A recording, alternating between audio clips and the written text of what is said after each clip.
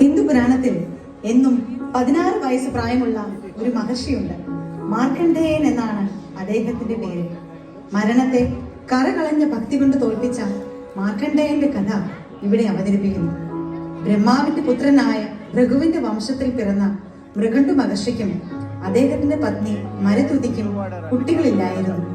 ദുഃഖിതരായ അവർ കുട്ടികൾക്കായി ആരാധനാമൂർത്തിയായ പരമശിവനെ പ്രാർത്ഥിക്കുവാൻ തീരുമാനിച്ചു.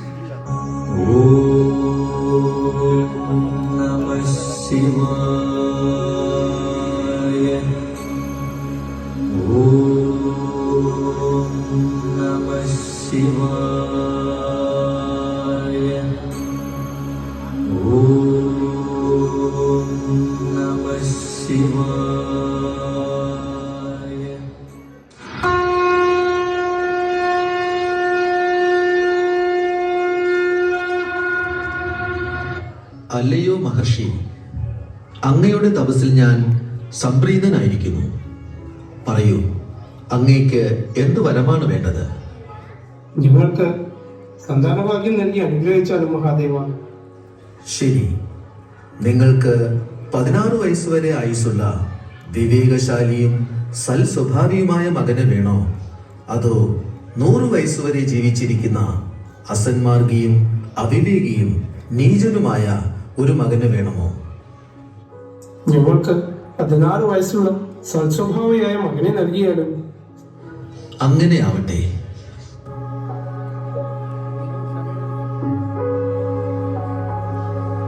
അതിൻ പ്രകാരം മൃഗണ്ടു മഹർഷിക്കും മരുത്വതിക്കും ഒരു പുത്രൻ പിറന്നു. അവർ അവന് മാർക്കണ്ഡേയൻ എന്ന പേര് നൽകി. മാർക്കണ്ഡേയൻ ചെറുപ്പത്തിൽ തന്നെ വേദങ്ങളും പുരാണങ്ങളും ബ്രഹ്മസത്വവും എല്ലാം മനസ്സിലാക്കി അതീവ ബുദ്ധിശാലിയായി വളർന്നു വന്നു. മാർക്കണ്ഡേയന് ഓരോ വയസ്സ് കൂടുമ്പോഴും അച്ഛനമ്മമാർക്ക് ഭയം കൂടിക്കൂടി വന്നു.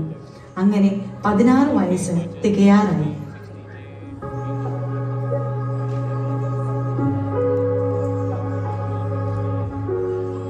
ദേവി, നമ്മുടെ ഉള്ളിൽ ഭയവും ദുഃഖവും കൂടിക്കൂടി വരുന്നു. അടുത്തു തന്നെ മാർക്കണ്ഡേയന് 16 വയസ്സ് തികയും. അതെ, നമുക്കും അത് സഹിക്കാനാവുന്നില്ല. അല്ലയോ മാതാവേ, നിങ്ങളുടെ ദുഃഖത്തിന് കാരണം എന്താണ്? മകനെ, നീ ഞങ്ങളുടെ സർവവുമാണ്. പരമേശ്വരന്റെ അനുഗ്രഹത്താൽ ഞങ്ങൾക്ക് ലഭിച്ച പുത്രനാണ് നീ. എന്നാൽ 16 വയസ്സ് വരെ മാത്രമേ നിനക്ക് ആയുസുള്ളൂ. ഇതാണ് ഞങ്ങളുടെ ദുഃഖത്തിന് കാരണം. പിതാവേ, നിങ്ങൾ വിഷമിക്കരുത്. ഞാനിതാ മഹാദേവനോട് പ്രാർത്ഥിക്കുവാൻ പോവുകയാണ്. സംഹാരദേവനായ പരമശിവനെ പ്രീതിപ്പെടുത്തുവാനായി ബ്രഹ്മദേവൻ മാർക്കണ്ഡേയന് മഹാമൃത്യുഞ്ജയ മന്ത്രം ഉപദേശിക്കുന്നു.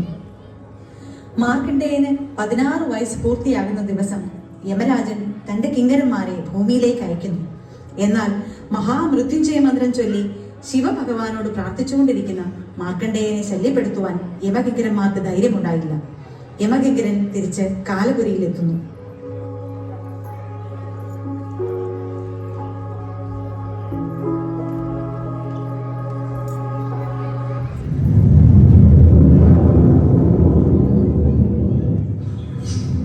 എവിടെ മാർക്കണ്ഡേയൻ? മഹാമൃത്യുഞ്ജയ മന്ത്രം ചൊല്ലി ധ്യാനിച്ചിരിക്കുന്ന മാർക്കണ്ഡേയനെ ശല്യപ്പെടുത്തുവാൻ നമുക്കായില്ല പ്രഭു. ശിവഭഗവാന്റെ കോപത്തിന് തന്നെ ഞാൻ പാത്രമായേക്കാം. നമ്മോട് ക്ഷമിച്ചാലും. 16 വയസ്സ് തികയുമ്പോൾ മരണപ്പെടേണ്ടവനാണ് മാർക്കണ്ഡേയൻ. അവൻ ആര് ധ്യാനിച്ചിരുന്നാലും മരണത്തിൽ നിന്നും രക്ഷ നേടാനാവില്ല. മരണത്തിന്റെ ദേവനായ ഞാൻ ഇതാ നേരിട്ട് പോവുകയാണ്.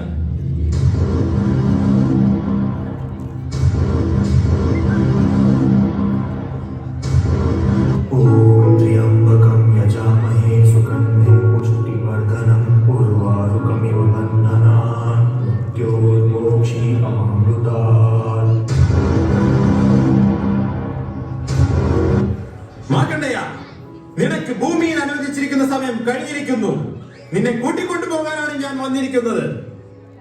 ഞാൻ തിരികെ ചെല്ലാമെന്ന് എന്റെ മാതാവിന് വാക്കുകൊടുത്തതാണ്. എന്റെ തുണയ്ക്ക് സാക്ഷാൽ പരമശിവനുണ്ട്.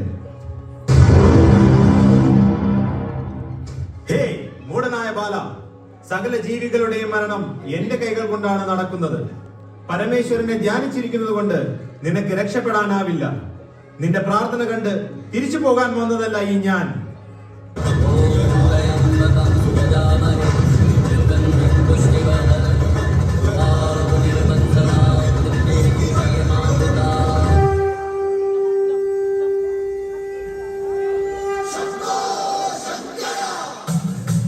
യമദേവ, എന്ത് ധൈര്യത്തിലാണ് താങ്കൾ എന്റെ ഭക്തനു നേരെ കാലവാശം അറിഞ്ഞത്?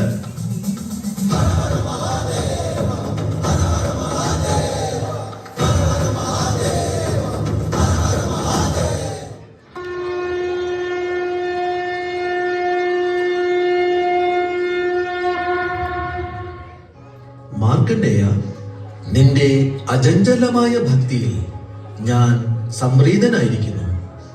നിനക്ക് ഇന്നു മുതൽ 16 വയസ്സായിരിക്കും. നീ ചിരഞ്ജീവിയായി അറിയപ്പെടും.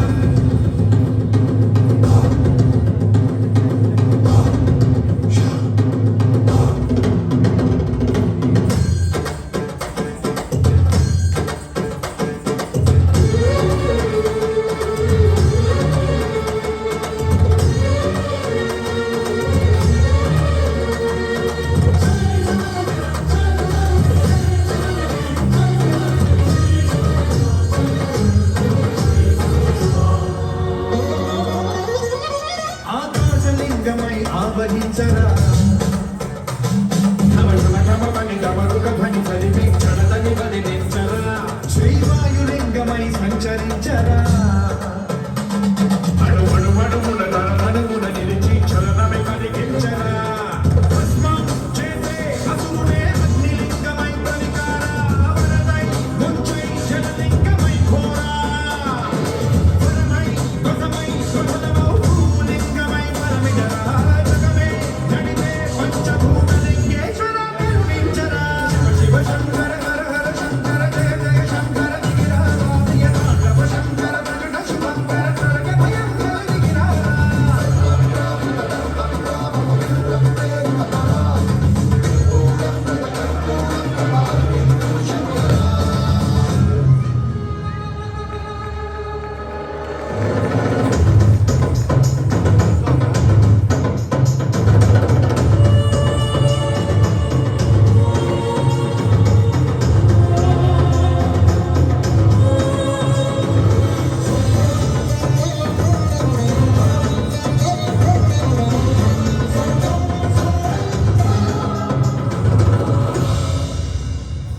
విశ్వేశలింగమై కనికరించరా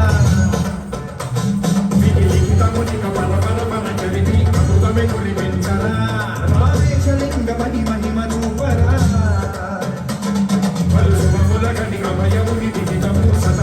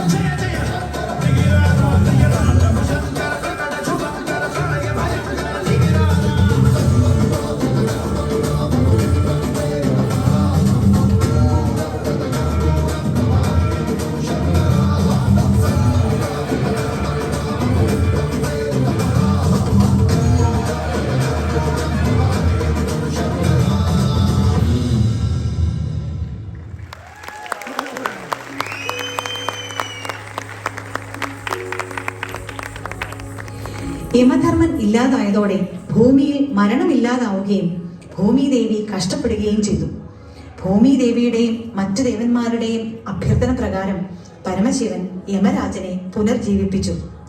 മഹാമൃത്യുഞ്ജയ മന്ത്രം ദിവസവും ഉരുവിട്ടാൽ അകാല മൃത്യുവിൽ നിന്നും ശാരീരിക മാനസിക പീഡകളിൽ നിന്നും മുക്തി നേടുവാൻ കഴിയുമെന്നും പറയപ്പെടുന്നു.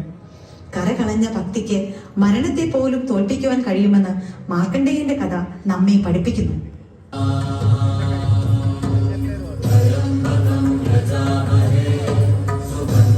पुष्टिवर्धनम्